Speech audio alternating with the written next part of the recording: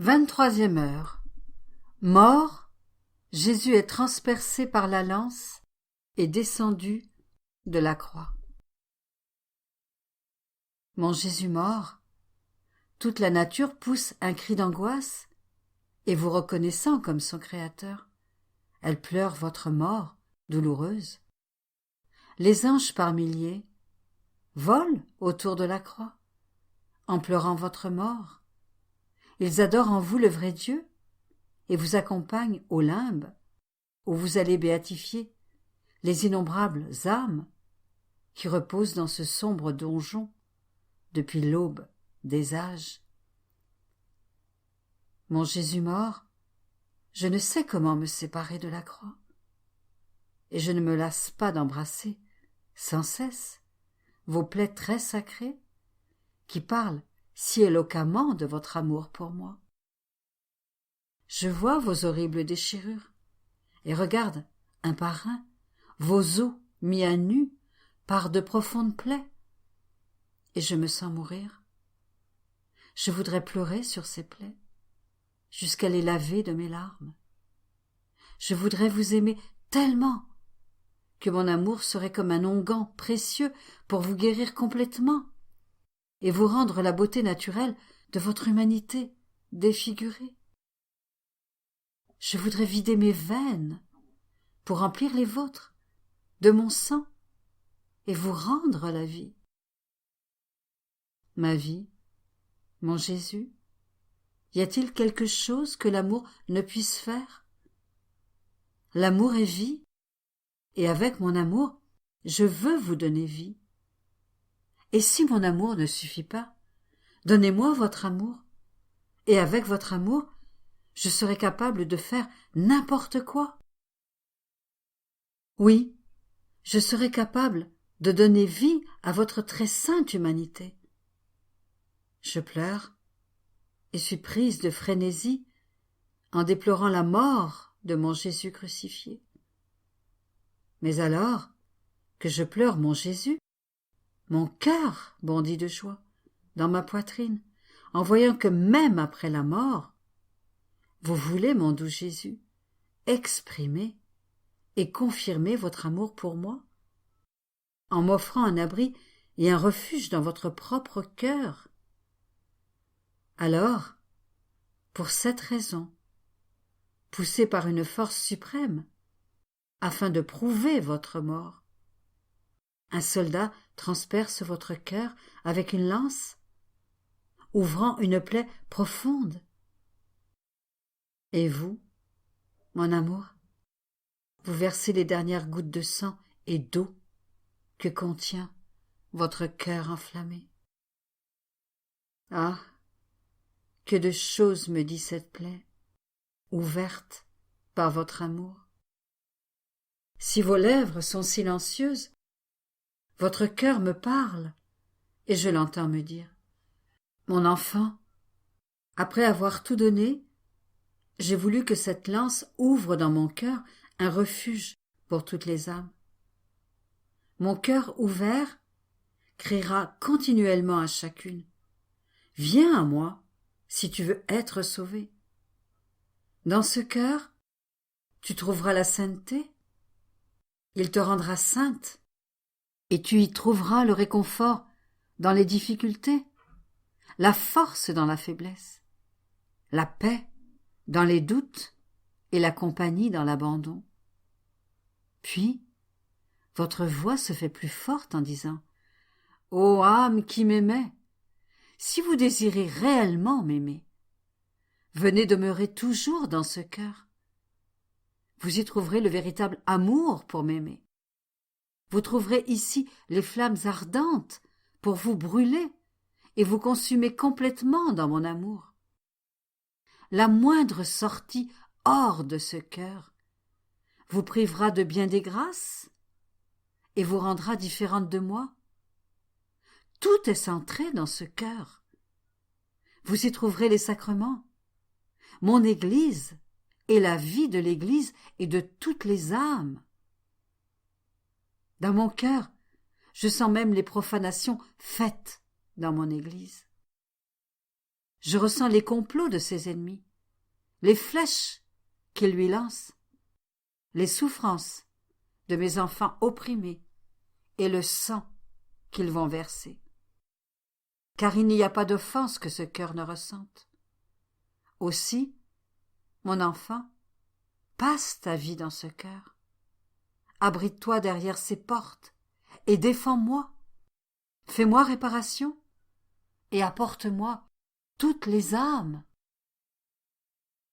Mon amour, si une lance a blessé votre cœur pour moi, je vous supplie de blesser également de vos mains mon cœur, mes affections, mes désirs et mon être tout entier.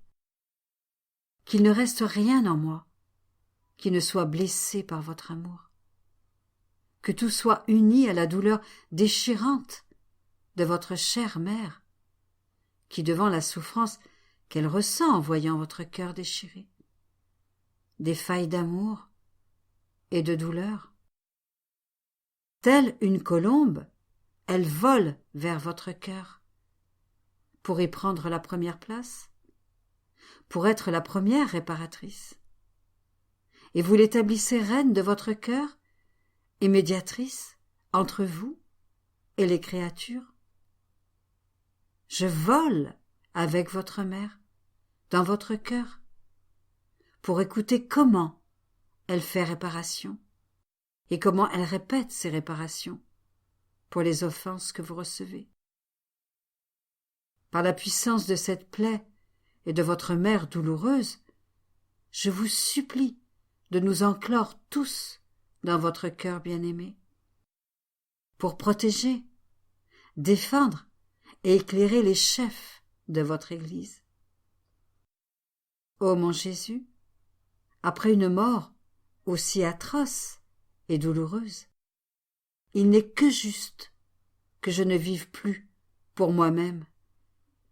Je ne trouverai maintenant ma vie que dans votre cœur blessé, afin que, quoi que je fasse, je dépende toujours de votre divin cœur. Je ne donnerai plus vie à mes pensées. Mais, lorsqu'elles voudront la vie, elles la prendront des vôtres. Ma volonté n'aura plus de vie, mais si elle veut la vie, je la prendrai de votre très sainte volonté, et mon amour n'aura plus de vie. Mais s'il veut la vie, je la prendrai de votre amour. Ô mon Jésus, votre vie entière est mienne. C'est votre volonté, et c'est aussi la mienne. Mon Jésus mort, je vois qu'il se hâte de vous descendre de la croix. Vos disciples Joseph et Nicodème, qui se cachaient, n'ont plus peur et s'avancent maintenant courageusement pour vous donner une sépulture honorable. Ils se servent de marteaux et de tenailles pour accomplir l'acte sacré de la descente de votre corps de la croix. Une scène trop douloureuse pour le cœur transpercé de votre mère. Elle tremble, et son cœur transpercé frissonne à chaque coup de marteau et à chaque grincement des tenailles qui enlèvent les clous. En gémissant, elle dit « Mon fils, et elle tend ses bras maternels pour vous recevoir sur ses genoux. Mon Jésus, je veux moi aussi soutenir votre très saint corps pendant qu'ils enlèvent les clous. Je veux prendre les clous qu'ils vous enlèvent et les planter dans mon cœur comme un souvenir permanent de votre très amère passion. Je veux être entièrement cloué à vous, avec les mêmes clous qui vous ont crucifié. Et, en vous déposant sur les genoux de votre mère, je veux la serrer dans mes bras et la soutenir. Avec votre sainte mère, je veux vous adorer, vous embrasser et m'enfermer ensuite dans votre cœur pour ne plus jamais le quitter. Réflexion pour 15 heures. Il semble que les humiliations ont cessé et que les victoires ont commencé pour Jésus après sa mort.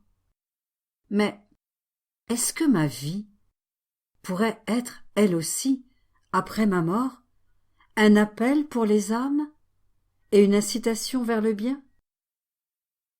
Afin de m'engager encore plus à aimer Jésus dans toutes mes paroles et mes actions, dans toutes les souffrances que je pourrais endurer, je croirais que ma parole continuera à vivre dans les autres pour glorifier le Seigneur, afin qu'il puisse être compris et aimé davantage.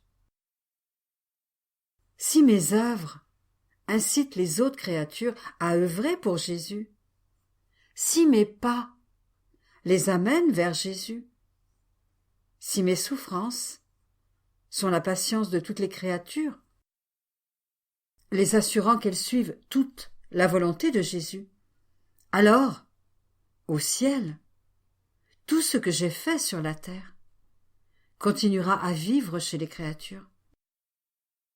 Par conséquent, l'amour que j'avais sur la terre pour Jésus et mon amour pour lui, maintenant au ciel, se rejoindront.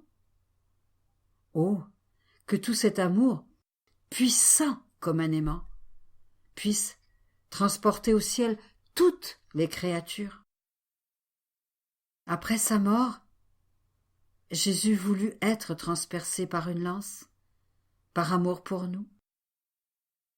Est-ce que je permets à l'amour de Jésus de me blesser en tout ce que je fais? Ou est-ce que je me laisse blesser par l'amour des créatures, des plaisirs, et par mon amour-propre? Même la froideur, l'obscurité et les mortifications internes et externes sont des plaies que le Seigneur donne aux âmes. Mais si nous ne les acceptons pas comme venant des mains de Dieu, nous les acceptons alors des mains des créatures, et elles nous blessent, ou nous nous blessons nous-mêmes. Et nos blessures et celles des créatures sont nos passions, nos faiblesses, notre exaltation. En un mot, notre matière. Cependant, si nous les acceptons comme des blessures infligées par un Jésus aimant, nous placerons dans ces blessures son amour, ses vertus et sa ressemblance, ce qui nous vaudra alors ses baisers, ses tendres caresses et tous les conseils de son amour divin. Ces blessures seront des voix continuelles qui l'appellent et lui demandent de demeurer constamment avec nous. Nous lui dirons « Vous m'avez blessé, maintenant, guérissez-moi. » Ô mon Jésus, que votre lance soit la gardienne qui me défende contre toutes les plaies des créatures. Jésus se laisse descendre de la croix et déposer dans les bras de sa mère. Si mon Jésus me prive de sa présence ou de sa grâce sensible, est-ce que je trouve refuge sur les genoux de notre douce mère en la suppliant de me révéler Jésus? Est-ce que je place tous mes doutes, toutes mes craintes et mes aspirations dans les mains de ma mère? Est-ce que je permets à Jésus de se reposer sur mes genoux? Ou est-ce que j'interromps son repos par mes larmes et mon agitation? Ma mère, de vos douces mains maternelles, enlevez tout ce qui dans mon cœur pourrait empêcher Jésus de s'y reposer.